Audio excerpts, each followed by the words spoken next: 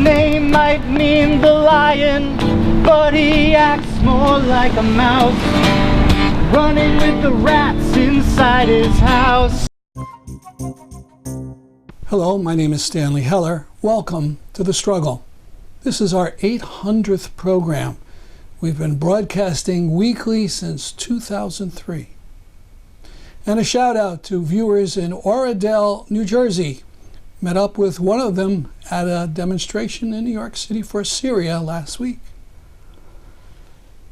In Sudan, the massive sit-in demonstrations outside national military headquarters have been viciously broken up by the so-called Rapid Support Forces, which used to be called the Janjaweed. If that name is familiar, it was the militia that did the genocidal massacres in Darfur over 10 years ago. On June 3rd, 60 were found dead in the streets. Another 40 bodies were found in the Nile River. Sudanese are not stopping. Sit-ins and demonstrations have broken out all over the country.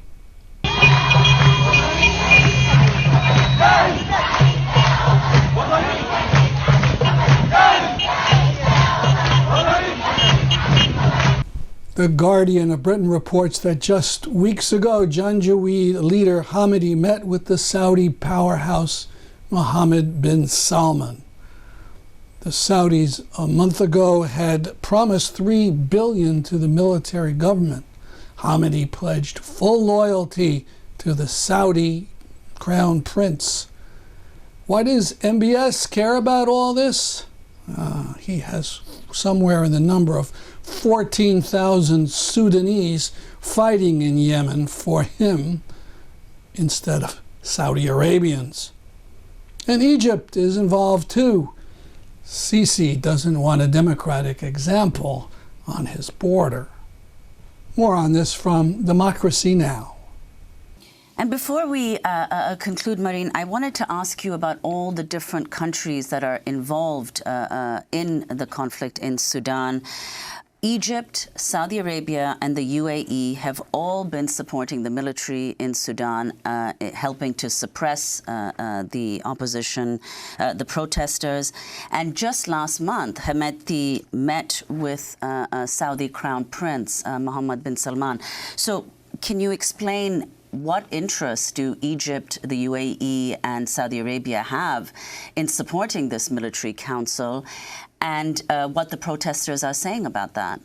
For Egypt, it would be difficult if Sudan has a peaceful transition to a civilian government. That would be somewhat of a trigger for the Egyptian people, saying that, okay, this is possible, then maybe we can have a different conclusion to our revolution instead of having a military government, which is what happened in Egypt. For UAE and Saudi Arabia, they are interested in Sudan's unfortunate involvement in the Yemen war. Sudan has been providing them with soldiers, many of whom child soldiers, fighting on the ground. Actually, a lot of Saudi and Emirati people have praised their governments for using our people instead of theirs to fight on the ground, so that they would save more of their people's lives.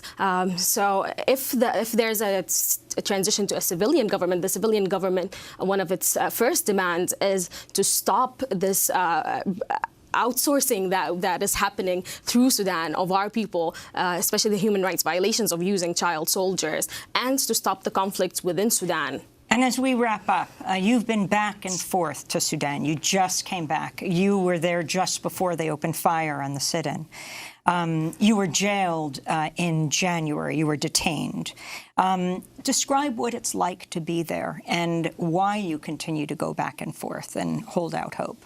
Well, in my most recent visit, what I've seen was very different from January, and definitely from what is happening now. The sit-in was a place for people to get together. It was a place where a lot of the segregation you see around Khartoum, the ethnic, the socioeconomic, the gender segregation around that you see in Khartoum, you did not see that at the sit-in. Young people can get together and speak about their hopes for the future of Sudan. People can organize, unionize, professionals can unionize. And during the days that I was there were a lot of Eid preparations. It was a happy place where you have a lot of the homeless children of Khartoum finding a family for themselves, people who are willing to get them new clothes for Eid, and all of this has been ended tragically by the raid that has cost us many lives that we don't even know the number of.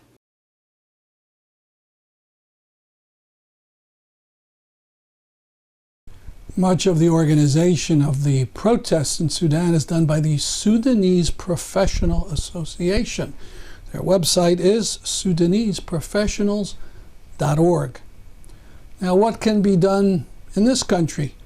Well, Congress could get involved. It could have an investigation of the Saudi-Egyptian interference in Sudan. They could also ask U.S. officials, the Trump administration, what they are saying to those killer governments. And we need to start picketing the Saudi embassy until the prince's flunkies leave our country. A study done by professionals at the University of Denver and copyrighted by the United Nations Development Program has estimated that if the war in Yemen ended this year, some 233,000 people will have died, including 140,000 children. Deaths killed directly by fighting and indirectly through lack of access to food, health services, and infrastructure. Most of these killings have been a result of interference by Saudi Arabia, the UAE, and Obama and Trump. On Saturday, June 15th, I'll be moderating a program, Grassroots Struggles in Syria and Iran. Subtitle is, How Can We Express International Solidarity Without Strengthening the Hands of the Warmongers? 7 p.m. at the Parish House at 323 Temple Street in New Haven. Free admission. The featured speaker is Syrian Professor Yasser Munaf of Emerson, who has gone to Syria since the 2011 uprising. Also, Iranian-American Sina Maravij. Music and singing by professional singer and member of the Syrian American Council, Dylan Connor.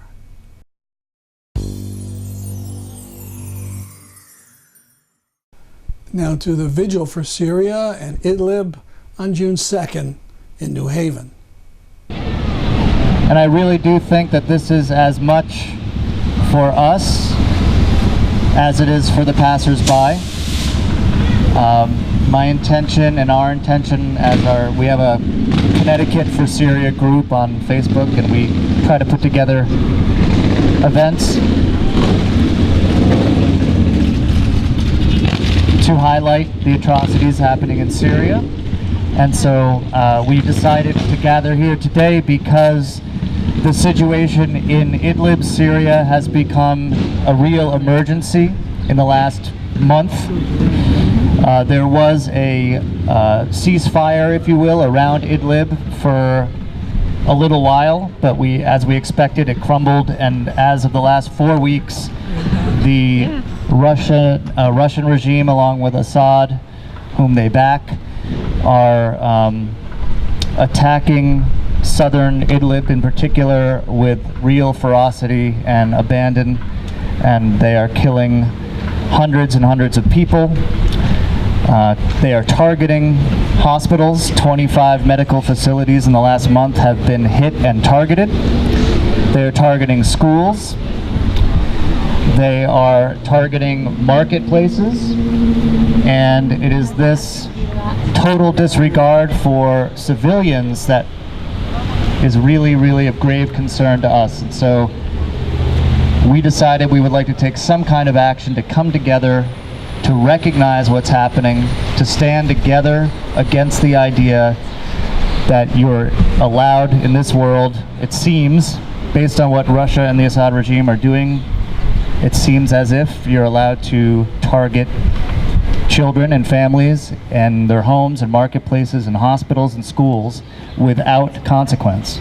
And this is unacceptable to us, and that's essentially why we're gathered here today, for the specific purpose of highlighting what's happening in Idlib, Syria right now. And we would like to see it changed, and we would like to see our government, the United States government, do more to stop what's happening, because as we know, the United States does have that power to play a large role and have a big hand in what goes on in geopolitical and international politics. So we hope that they would do more. I think we all know too, by just simply coming out here to the street corner today, we're probably not going to move the needle all the way, but we decide that doing something, coming together, expressing our shared grief and our shared outrage at what's happening, is better than doing nothing.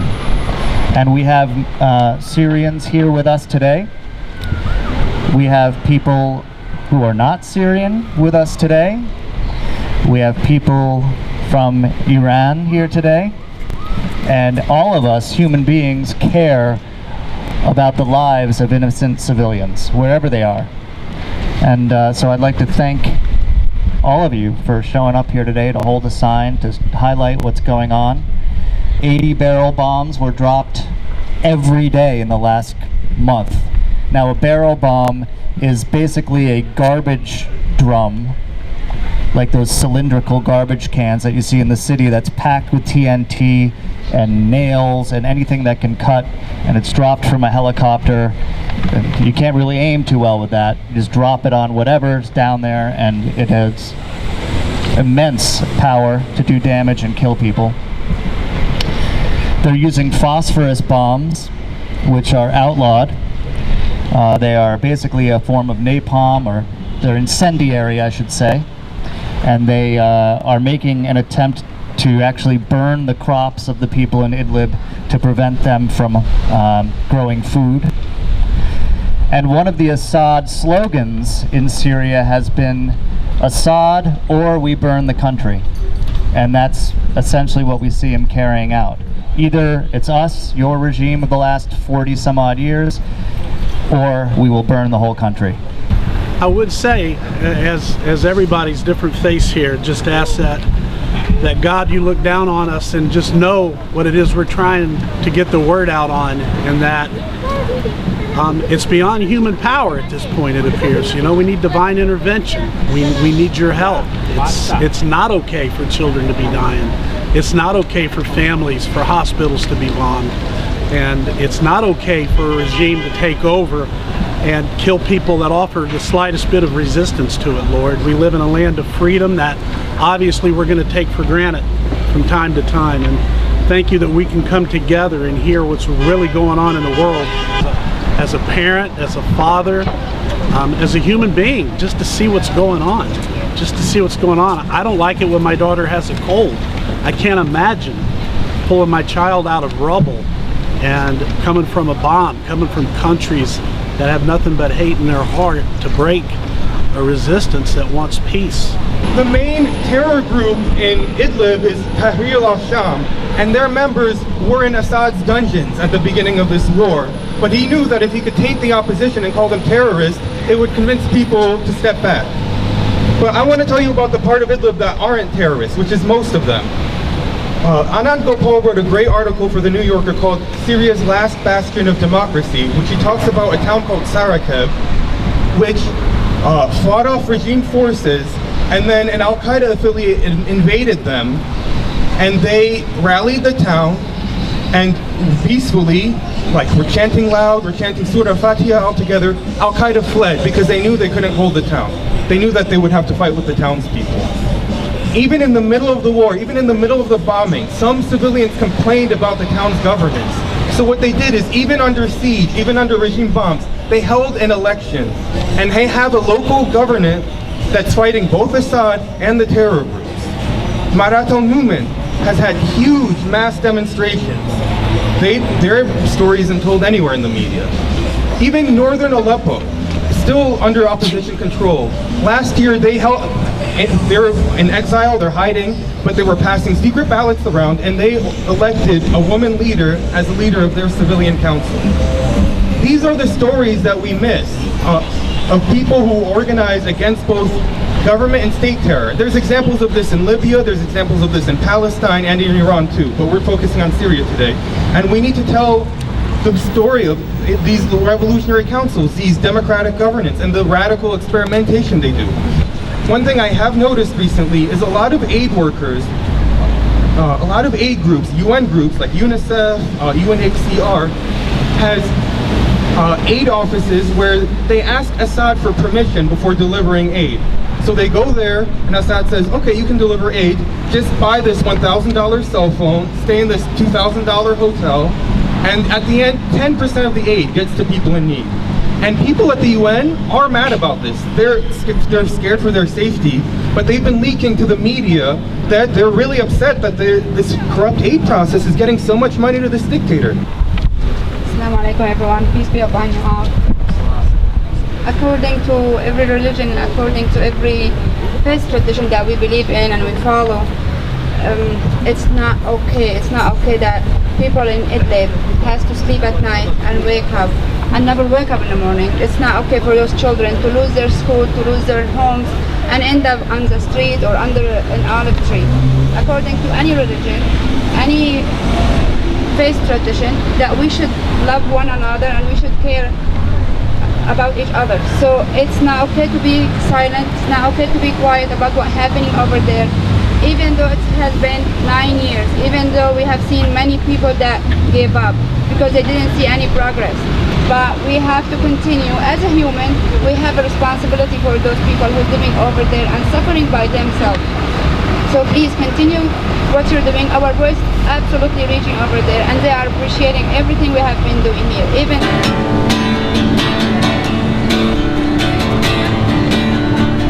dreamers of the weary world, it's time that we woke up.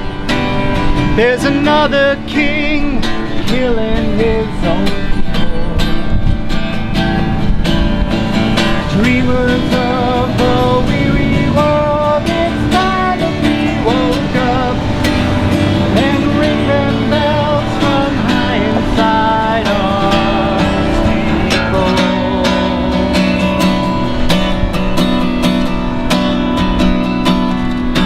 The dictator of Damascus wears a suit and tie, but his bombshells fill the sky, and his citizens seek shelter in their basements.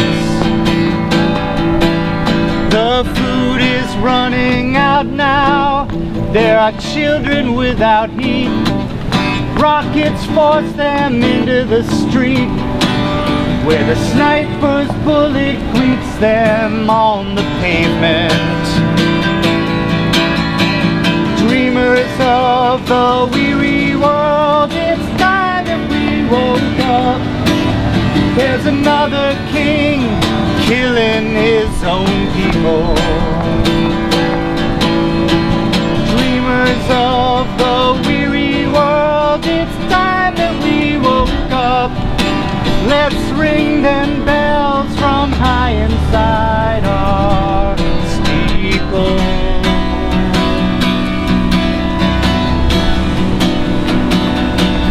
Yeah, his name might mean the lion, but he acts more like a mouse, running with the rats inside his house.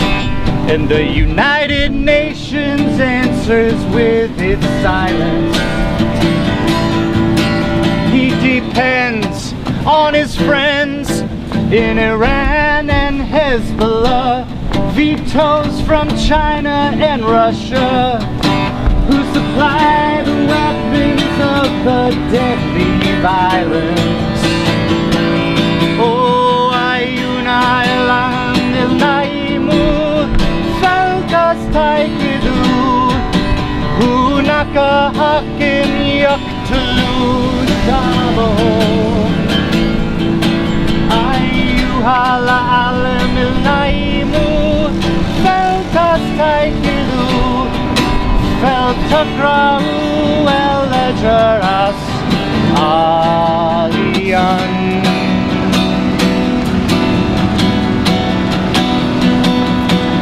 Yeah, I saw a baby boy last night. He had shrapnel in his chest. I was an uninvited guest. Watched as his father did his best to ease his passing. Oh, mothers of the world, weep for the innocents who die, for all the corrupt and vicious lies, for justice to open her closed eyes and come a-crashing. Oh, dreamers of the weary world, it's time that we woke up. There's another king killing his own people. Yeah, dreamers of the weary world, it's time that we woke up and ring them bells from high inside our people.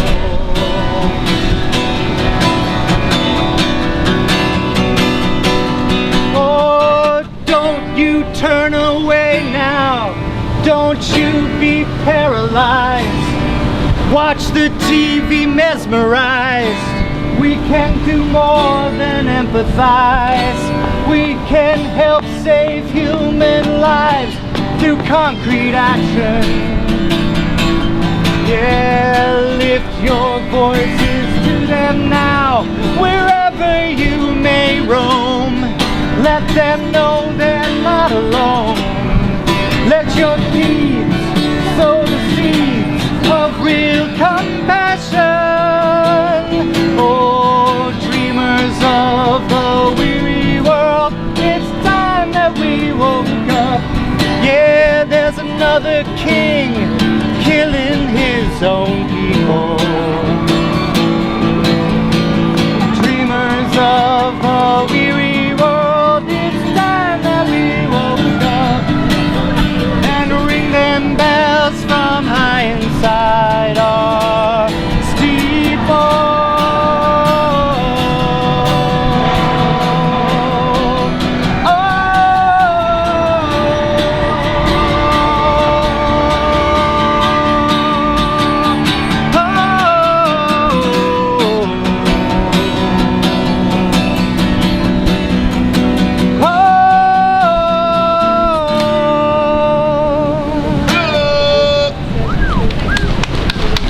Things. First, what could be done now? You know, we have had a problem for years with, let's call them the anti-imperialist left, or the dumb left, or the campists. We said, oh, you want war, you want the United States to get in another war. But there's so many things that could be done that are peaceful that could help. First is to let the refugees in. You know, Turkey already has let in millions of refugees, and they didn't vet every single one. They let them come across the border. In the U.S., well, as you know, with the guy in there now, no Syrians are allowed under the Muslim ban, which specifically says Syrians can't come in. So that's one thing that could be changed. Second, though Turkey has done some good things in the past, right now they've sealed the border with Idlib. And I can understand how they feel, you know, they've taken in so many, but you know, if it's a question of life, they have to take in more. So the border should be open. And one of the signs, a couple of them say, open the borders for refugees. And this has to be said again and again. Another thing has to do with some of the culprits, like Russia. Now, there has been some kind of sanctions against Russia in this country. It's really not about Syria, it's about Ukraine. But there's other things that could be done. When the Russian pilots bomb Idlib and other places in Syria year after year. Then they get out of the army, they go into civilian life, and they fly for Aeroflot. Aeroflot is a Russian airliner. And they fly into O'Hare in Chicago, in JFK in New York. Why can't our government or the people say no? You know, not while Russia is bombing in Syria. Keep Aeroflot out of this country. There's so many things we could do.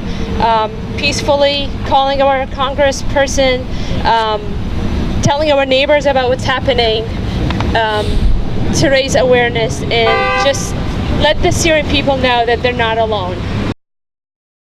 There's been a supposed leaked, suppressed report that Assadists have been trumpeting in recent weeks.